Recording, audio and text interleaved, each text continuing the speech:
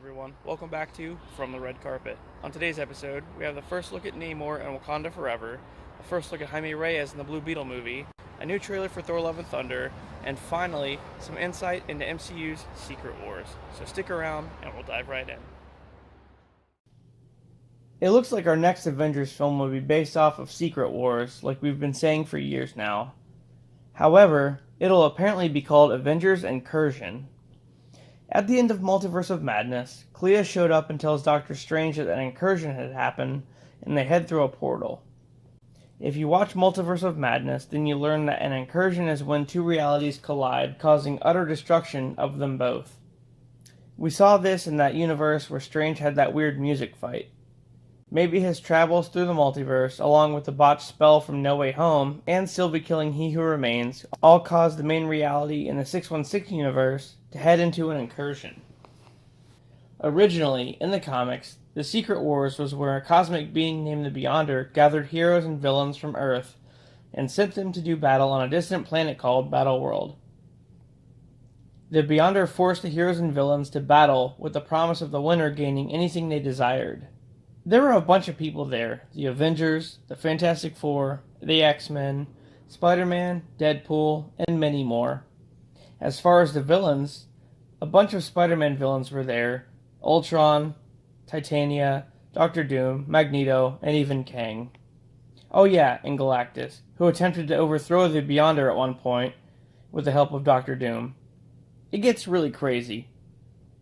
Also to note, this is where Spider-Man finally gets the symbiote suit. Anyway, there are so many characters involved, and the MCU is definitely gearing up for this. They're introducing characters like Titania in the She-Hulk series, and Kang the Conqueror, and hell, even the Fantastic Four. Although I do feel like they'll do a different version of the storyline, but not follow it exactly. For example, I think that they may not introduce the Beyonder, but have Kang the Conqueror as the main antagonist. And that the incursion that happened at the end of Doctor Strange 2 be the reason that the heroes come together. Maybe the 616 universe collided with the 838 one. Anyway, I think this film will be the heroes coming together to fight Kang and tie this into the incursion somehow. In the Loki series, He Who Remains, who's a variant of Kang, was the guardian of the sacred timeline, and once Sylvie killed him, there was no one to keep it in check. Which is what technically allowed Doctor Strange to botch that spell in No Way Home, and what caused the incursion to take place initially. There was no one to stop the timelines from splintering off and all this fuckery happening. So yeah, that's basically it. That's what the next Avengers movie will be about. Wakanda Forever is headed to the MCU very soon, with Black Panther taking on Namor the Submariner. Tenoch Huerta is set to play the character that will be introduced in the film as its antagonist. The plot will center around the war between Wakanda and Atlantis, with Namor attempting to sink Wakanda under the ocean. However, by the end of the film, Namor will become good. And we finally have a decent look at the character. Well, not really. This blurred image was released, and I can't find any version of it that's not blurred. However, we have this concept art that gives us a better idea of what he'll look like. It's pretty close to the comics, but I will say they've changed the origin slightly to him being from like a Mayan kind of ancestry as opposed to an Atlantean. So it's going to be more like Aztec Mayan than anything else. But I guess we'll have to see how he's portrayed in the movie, which hits theaters on November 11th.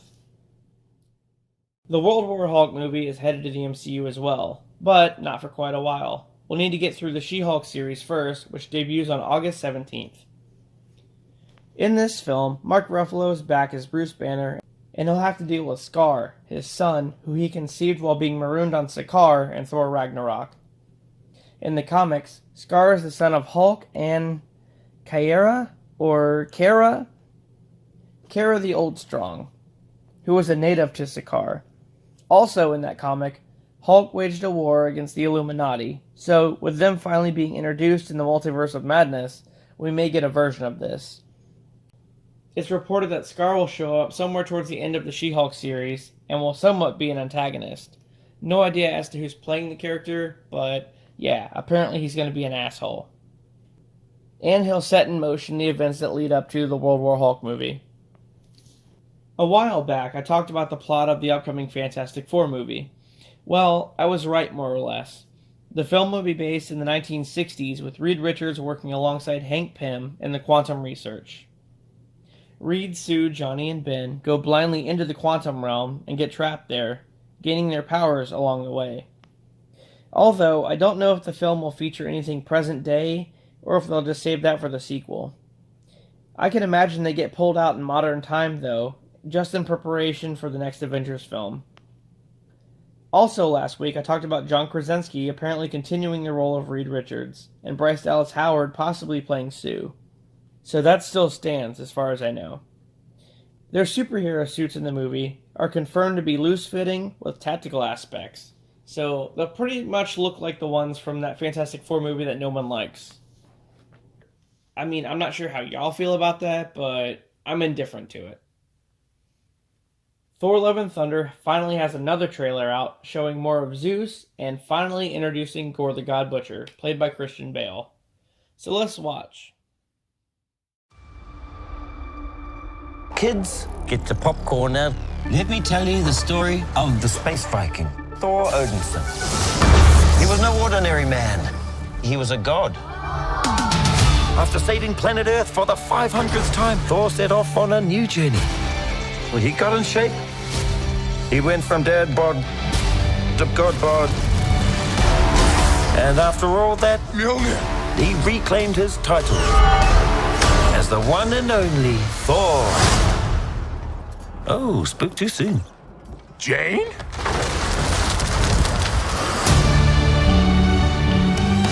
The old ex-girlfriend. What's it been, like 3, 4 years? 8 years, 7 months and 6 days, give or take. Am I, sensing feelings? Well, you're right. The only ones who gods care about is themselves. So this is my vow. All gods will die.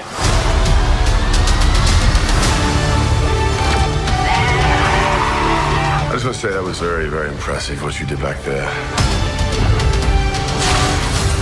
He's just my first bad guy. You never forget your first.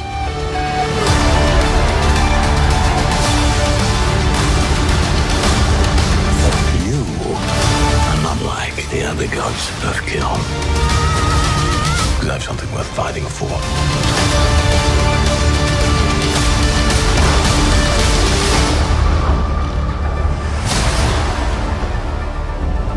Let's see who you are. I take off your disguise. And flick.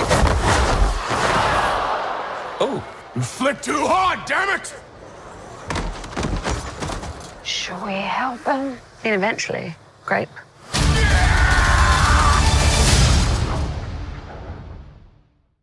Wow, Christian Bale is going to kill it in this. He looks great. Gorr the God Butcher is a being whose family all died on the planet that they lived on, and he became very angry with the gods for not stepping in to help them. Something along the lines of, like, dying from a disease or something, and he feels like the gods could have intervened to, like, save them, but they didn't. So he develops this vendetta and vows to kill every last god. Which he kind of succeeds because that Celestial, like the floating head in Guardians called Nowhere, yeah, he killed that. He decapitated that Celestial. And so I guess now he's gunning after Thor. Agatha, the House of Harkness, is set for a 2023-2024 release and will be labeled as a comedy for the MCU. I'm guessing what that means is it'll be a split season, like maybe like December of 23 and then January of 24. I'm not real sure. Anyway, one of the writers of the WandaVision series, Laura Donney, will also be writing this one, as well as Peter Cameron and Cameron Squires, all of whom wrote various episodes for WandaVision. So I guess they've already worked with Catherine Hahn before. Of course, Catherine Hahn is back as Agatha Harkness, and from what I can tell, the series will be a prequel that shows more of her Coven days. We got a little bit of a taste of that in the WandaVision series, so I'm assuming this new one will touch more on that. That's only speculation, I can't say for sure. Finally, guys, we have our first look at Zolo Maraduena in the Blue Beetle costume for the Blue Beetle movie, headed to HBO Max. Here we can see a decent shot of the costume. I think it's pretty comic accurate. In the film, Maraduena plays Jaime Reyes, who stumbles upon a sentient blue scarab that grafts itself onto his body, granting him the ability of an armored exoskeleton. So he's basically like Iron Man. The DC film is set for a release of August 18th, 2023. Alright guys, well that does it for this episode of From the Red Carpet. I really hope you enjoyed the content, and if you did, please don't forget to like and subscribe for more. It really helps. And with that, I'll see you guys on the next one.